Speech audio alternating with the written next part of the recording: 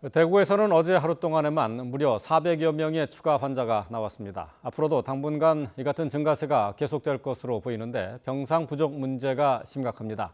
현장에 취재기자가 나가 있습니다. 나혜인 기자. 네, 계명대 대구 동산병원입니다. 네. 자, 그곳이 대구 지역 코로나19의 거점 병원인데요. 상황은 어떻습니까? 네, 대구 지역 감염병 전담병원인 이곳 동산병원에는 현재 200여 명 환자들이 입원해서 치료를 받고 있습니다. 원래 이 병원은 거점 의료기관으로 지정될 때만 해도 많아야 250개 남짓 병상을 확보할 수 있는 여건이었는데요.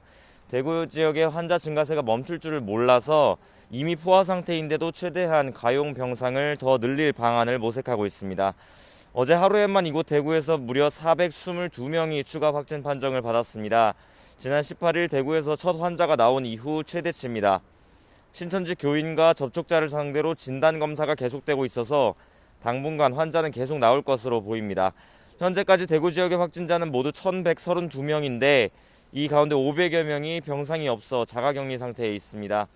대구시는 내일까지 병상 1,000여 개를 마련할 수 있다고 보고 있지만 자리가 생긴다고 바로 환자들을 입원시킬 수 있는 건 아닌데다 추가 확진자 증가폭이 너무 커 어려움이 많습니다.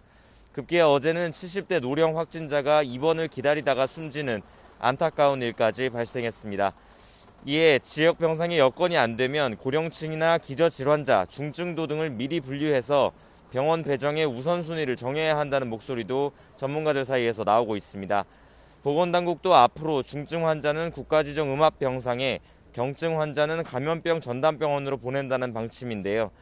증상이 가벼우면 자가격리 상태에서 치료를 받아도 큰 문제는 없다는 의견도 있지만 이런 경우 접촉자 관리가 제대로 안 될 우려가 있습니다. 확진자가 대구에 이어 가장 많은 경북도 병상 사정은 마찬가지라서 조속히 대책이 필요한 상황입니다. 네, 코로나19도 지금 심각한 상황이지만은 다른 질환을 앓고 있는 환자 치료도 문제가 생기고 있다면서요. 네, 이 지역의 대부분 병원이 지금 코로나19 치료에 매달릴 수밖에 없는 상황입니다.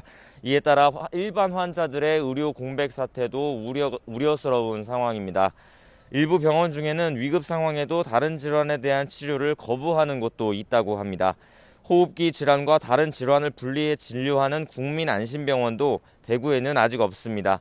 경북 지역도 2곳에 불과해서 지역 주민들을 보호할 의료 환경이 제대로 갖춰져 있지 않은 여건입니다. 지금까지 대구 동산병원에서 YTN 나혜인입니다.